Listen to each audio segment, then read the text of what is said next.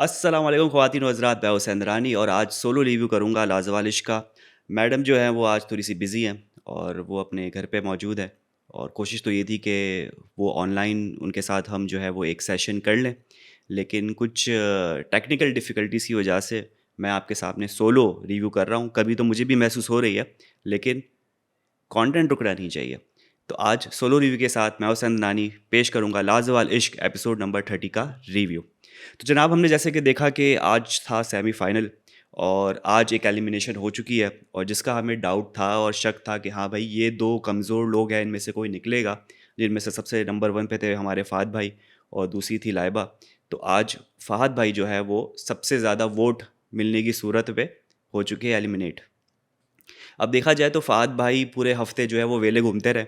इधर बैठ रहे हैं, कभी उधर बैठ रहे हैं और लास्ट जो इनका एक मेजर हमें रूप नज़र आया वो फ़ातिमा और जो हमज़ा गुल का केस था, उस पे हमने देखा है वो काफ़ी ज़्यादा बोलते हुए नज़र आए और फ़ातिमा को एडवाइस देते हुए नज़र आए। एडवाइस क्या देते हुए नज़र आए, फ़ातिमा की मर्ज़ी थी तो उन्होंने एडवाइस दी, वरना फ़ातिमा अगर चाहे तो उसको मुँह भी ना लगाए। लेकिन आपने देखा है कि फ़ातिमा किसी न किसी को यूज़ ज़रूर कर रही होती है अपने फ़ायदे के लिए।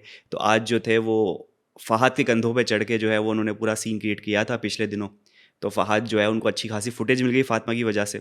लेकिन अब उस फुटेज का क्या फ़ायदा, क्योंकि ना आपने कपल बनाया है, ना आपने कोई ऐसी कोई चीज़ की है जिसकी वजह से आप रुको, ना रिश्ता आपके घर पे कोई आपने ऐसा डेवलप किया है कि लोग कहें कि नहीं यार तुम तो रुको ही रुको, तुम्हारे बगैर जो है वो घर घर नहीं रहेगा।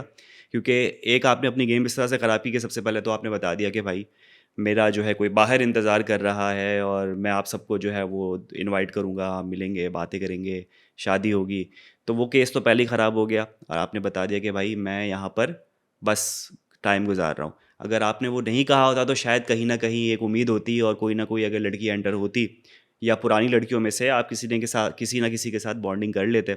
लेकिन अपने हाथों से आपने अपने केस ख़राब कर लिया तो आज आपका जाना बनता ही था और सारे के सारे वोट जो है वो आपको मिले और किस बेसिस पे मिले कि कोई आपका बाहर इंतज़ार कर रहा है और आपको जाना चाहिए। तो फ़ात भाई wish you all the best, आप घर से बाहर आ चुके। बड़ी अच्छी जर्नी थी, शुरू में हमें याद है कि जब आप एंटर हुए थे तो काफ़ी नर्वस हमें लग रहा था और आयशा ने भी यही कहा कि आप काफ़ी ज़्यादा नर्वस लग रहे थे और कुछ फंबल-वंबल भी कर रहे थे कि मैं खूबसूरती नहीं खूबसीरती देखता हूँ या सीरती नहीं सूरती देखता हूँ। तो ये भी आपके कुछ ऐसे कुछ स्टेटमेंट थे जो काफ़ी हम कह रहे थे ये क्या बोल दिया भाई। लेकिन आगे जाकर आपका जो पूरा बॉन्ड था लाइबा के साथ बड़ा क्यूट कपल था और जैसे शिराज ने भी कहा जाते-जाते कि भाई हमने तो कह दिया था कि तुम विनर हो। लेकिन ज़ाहिर-सी बात है things don't go the way you want और फिर जब चीज़ें टर्न होती है तो फिर कुछ भी हो सकता है। लेकिन आप में पूरी सलाहियत थी कि अगर आप किसी कपल एज़ अ कपल आप रहते तो बड़ा अच्छा खासा बॉन्ड लेके आगे आप बढ़ सकते थे, लेकिन होता है। तो कोशिश हमारी होगी कि फ़हद भाई को जो है वो हम अप्रोच करें और उनके साथ जो है थोड़ी गपशप लगाएँ अगर वो कराची में मौजूद है तो। तो डीएम करेंगे उन्हें और देखते हैं कि कोई अगर बैठक लगती है हमारी उनके साथ तो एक इंटरव्यू ज़रूर होगा। वरना हम फिर किसी और कंटेस्टेंट को भी कोशिश करेंगे कि जैसे-जैसे एलिमिनेशन होती जाए हम किसी न किसी के साथ इंटरव्यू ज़रूर करें। तो लेट्स सी फ़हद भाई का हमें क्या रिप्लाई आता है। बाकी चलते हैं रिव्यू की तरफ। सुबह-सुबह जो है वो सबसे पहले तो मैंने जो उनका डांस था वो पहले स्किप किया। वो जो भंगड़ा चल रहा होता है बेफ़ालतू का तो वो मैंने उसको आगे बढ़ाना ही बेहतर समझा और उसके बाद जो है मैंने देखा कि फ़ातिमा बड़े अजीब अल्फ़ाज़ कह रही थी, जो कि उस पे सूट नहीं कह रही कर रहे थे। जो कि कह रही थी कि यार शुरू-शुरू में जुनैद जो जब डांस कर रहा था तो उसने कुछ पता नहीं क्या ऊपर डाल के या क्या चीज़ थी, रस्सी थी, क्या थी, मेरे साथ बहुत क्लोज़ली डांस कर रहा था और तब मैंने उसे रोका कि नहीं, नहीं, नहीं मॉम, मॉम, मॉम। तो अगर आपको इतने क्लोज़ डांस करने से इतना इश्यू हो रहा था तो शो में तो आप क्या-क्या कुछ नहीं कर रही। तो उस पे इश्यू नहीं हो रहा था, इस पे इश्यू हो रहा था, तो बड़ी हैरत की बात थी। मुझे सुन के बड़ा अजीब-सा लगा कि हैं फ़ातिमा ये क्या कह रही हो? तो ये सुबह-सुबह जो है हमने ये चीज़ देखी कि जुनैद भाई का जो डांस जब वो खो जाते हैं डांस के अंदर तो ऐसे खो जाते हैं कि फिर पूछो नहीं, वो देखते नहीं इधर-उधर, बस वो मगन हो जाते हैं, फुल ट्रांस में चले जाते हैं। बाकी एक चीज़ बड़ी अनएक्सपेक्टेड थी, जो पिछले ही एपिसोड में हम देख रहे थे कि भाई हमज़ा गुल जो न्यू बॉय आया हुआ है वो उसने काफ़ी एटीट्यूड दिखाया हुआ था, उसने ब्रेकअप-शेकअप सब कर करा के बैठ गया था अलग और कहता है कि I don't give a dam, जाओ निकलो, मुझे बात नहीं करनी, मुझे खींचना नहीं है। अचानक से वो रिलेशनशिप को जो है वो लेके बैठ गया अपने, यानी फ़ातिमा के साथ पैचअप भी हो गया, मतलब इवन फ़हद भी कन्फ्यूज़ था और आज उसने एलिमिनेशन वाले जो सेशन पूरा लगा था उससे पहले भी आयशा को यही चीज़ कही कि मैं यकीन नहीं कर पा रहा कि ये टू फेस बंदा कैसे हो सकता है कि पहले कुछ और कर रहा था और अब कुछ और कर रहा है, अचानक से पैचअप भी हो गया, फ़ातिमा ने भी माफ़ कर दिया, बिल्लियों के साथ रात भर क्या बैठ गए ये लोग, तो सब चीज़ें सॉर्ट आउट हो गई।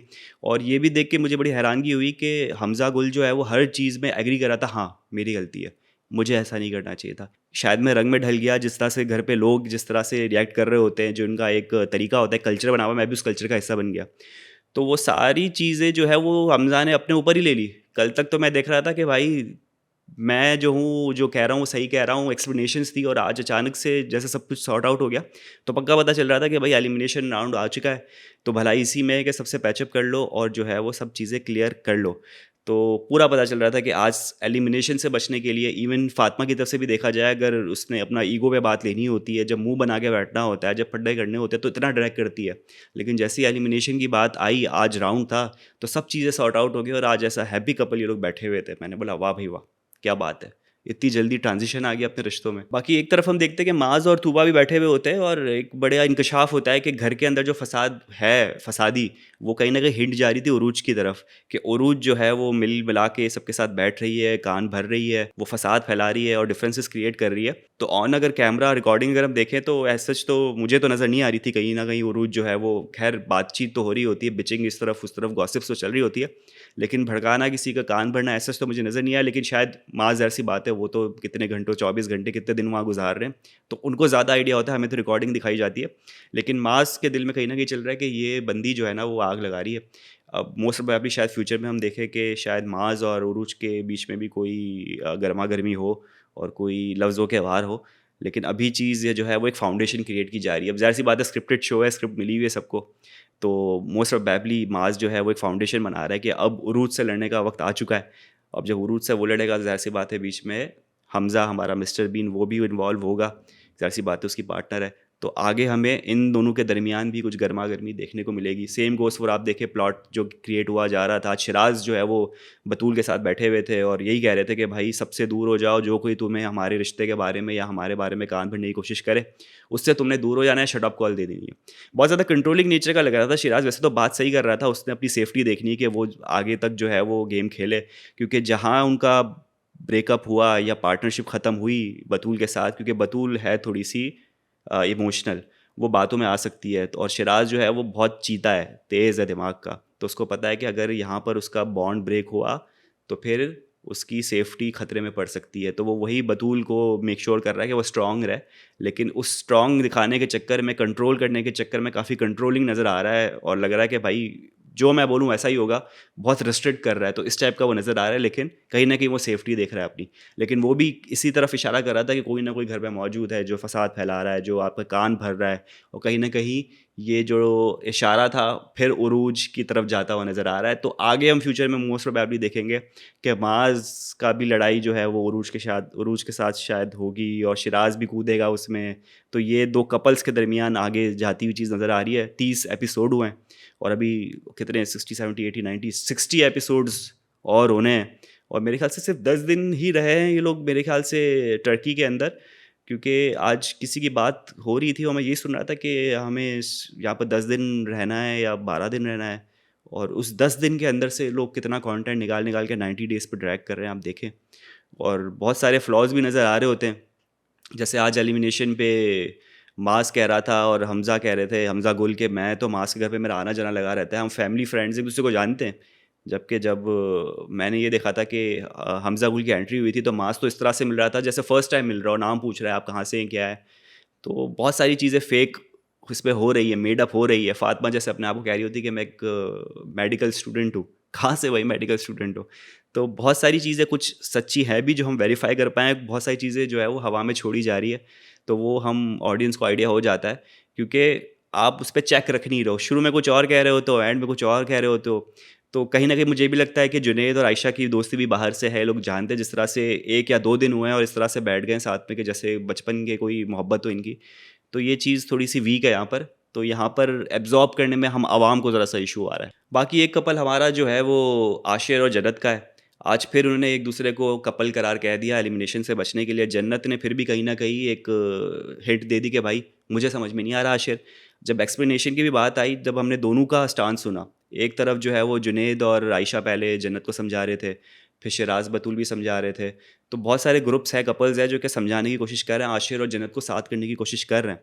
तो हम जब दोनों रिकॉर्डिंग्स देखते हैं, दोनों क्लिप्स देखते हैं, तो जन्नत का काफ़ी ईज़ी और एक ईज़ी टू अंडरस्टैंड एक स्टांस है, जो मैं इसको समझाना चाह रही हूँ। पूरा सिनेरियो समझाती हूँ, एट द एंड उसको कुछ समझ भी नहीं आता। यही चीज़ उसने आयशा के सामने भी बोली। आशिर का पॉइंट जो था वो कपल्स के सामने कुछ और था। वो कह रहा था कि भाई ये मेरी बात सुनती नहीं है, वो समझना नहीं चाहती, एक्सप्रेशन देती थी ये वो यूँ। लेकिन जब आयशा ने आज उससे पूछा तो बड़ा इधर-उधर उसने गोल घुमा के जवाब दिया। तो कह रहा है कि मुझे चीज़ें समझ में नहीं आती, इसलिए मुझे थोड़ा टाइम चाहिए। वहाँ कुछ आप और कह रहे हो, तो यहाँ कुछ और कह रहे हो। तो आशिर इस मामले में मुझे थोड़ा-सा शेडी नज़र आया। जन्नत फिर भी दिल से बता रही है और जो दोस्तों को बताया वही आयशा के सामने बताया। लेकिन आशिर की बातों में जो है वो डायरेक्शन चेंज हो रहा था। तो लग रहा था कि आशिर की तरफ से कुछ प्रॉब्लम है, वो ही सॉर्ट करना नहीं चाह रहा, या फिर वो उसकी पर्सनैलिटी थोड़ी कॉन्फ्लिक्ट वाली है। तो इन दोनों का भी चलने नहीं वाला। एलिमिनेशन होती है, जैसे ही राउंड आने वाला होता है दोनों साथ मिल के बैठ जाते हैं, वरना फिर अलग-अलग ही घूम रहे हैं। तो इनकी इनकी मेंटालिटी और इनका जो एक सेटअप है वो आगे नहीं चलने वाला। बाकी जब एलिमिनेशन का सेशन शुरू होता है तो सबसे पहले तो वो गड़े-मुर्दे उखा रहे आते हैं और आयशा की चिड़िया उसे बहुत कुछ बता रही होती है, और कोशिश यही होती है आयशा की कि कुछ ना कुछ कंटेंट मिले, मिर्ची मसाला मिले, जो कि हमज़ा, गुल और फ़ाद ने आपको दिया। इस तरीके से जो है वो शिराज़ के ऊपर भी जो है वो वही पुराना एक बात उन्होंने खोद के निकाली कि भाई आप तो कह रहे थे कि हमज़ा और उरुज जो है वो शादी जो कर रहे हैं वो बहुत ज़्यादा ओवर कमिट कर रहे हैं, जबकि वो एक्सप्लेनेशन दे चुका था, उससे फिर से वही एक्सप्लेनेशन दिया। और आयशा चाह रही थी कोई मिर्च मसाला हो, लेकिन पहले से ही सॉर्ट हो चुकी थी चीज़ें, इसका कोई फ़ायदा नहीं था। तो कुछ ऐसे मसले लाए जा रहे थे जिनसे कोई फ़ायदा नहीं हो रहा। हाँ, कुछ हीटेड डिबेट जो है वो माज़ और हमज़ा गुल के दरमियान हुई, जो माज़ ने तो कह दिया कि भाई मेरा अब कोई रिश्ता नहीं है, कोई दोस्ती नहीं है, आपको पता चल जाएगा at the end of the show कौन किसके साथ है कौन नहीं है। तो माज़ ने तो फुली जो है ना खुली धमकी दे दी है कि भाई मेरा अब तुम्हारा रिश्ता ख़त्म है हमज़ा गुल के साथ। हमज़ा गुल कहीं न कहीं न्यूट्रल रहने की कोशिश कर रहे हैं, वो कह रहे हैं कि नहीं, नहीं, जो भी है वो जो बोलना था मैंने बोल दिया। तो वो कहीं न कहीं बीच बचाव करने की कोशिश कर रहे हैं, दोस्ती रखने की कोशिश कर रहे हैं, लेकिन मास की तरफ से फुल कटा दिया गया कि भाई मैंने तो नहीं करना। तो इन दोनों की दोस्ती भी मुझे आगे होती हुई नज़र नहीं आ रही। माज़ और आशिर की दोस्ती हो गई है, और शुरू में जो माज़ और हमज़ा गुल की दोस्ती हमें नज़र आ रही थी वो सिर्फ़ इस वजह से अब नहीं मिलेगी क्योंकि बैक बाइटिंग पीछे से और पर्सनल चीज़ें जो खोली जा रही है, उस वजह से मसला है। तो ये जो ऑफ कैमरा बात हो रही होती है ना, ये सबसे ज़्यादा जो है वो फसाद क्रिएट कर रही है। और ऑफ कैमरे पे बहुत सारी चीज़ें बताई जा रही कि इस ये मेरा बाहर इसके साथ सीन है, इसके साथ नहीं है।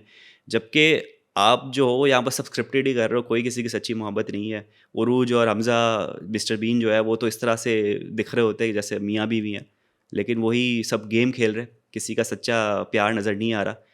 तूबा का मुझे कोई ना कहीं लगता है कि वो दिल से जो है वो मास को पसंद कर रही है। मास बहुत चालाक है, अब शायद वो दिल से पसंद करता है तूबा को, या फिर कोई और स्ट्रैटेजी है।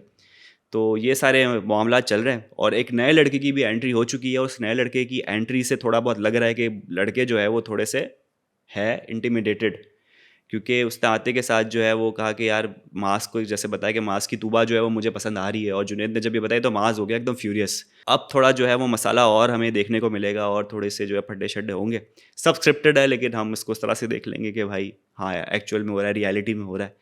तो फ़ात भाई जा चुके हैं और ये अब तक का घर का सिनेरियो है। तो मेरे ख़्याल से एक अच्छा एक एपिसोड गुज़रा है, एलिमिनेशन है। अब उम्मीद है ये कि आगे टास्क हो और बहुत ऐसी चीज़ें हों जिससे थोड़ा-सा इंटरेस्ट पैदा हो। ये 1.5 घंटे का जो ड्रैग हो जाता है ना, वो फिर हज़म नहीं हो पाता फिर। तो ख़वातीन और हज़रात, ये था हमारा आज का रिव्यू। उम्मीद करते हैं आपको पसंद आया होगा। यूट्यूब चैनल लाइक करें, सब्सक्राइब करें, कमेंट करें। अपना बहुत ज़्यादा ख्याल रखें। कल आपसे होगी मुलाकात। अल्लाह हाफ़िज़।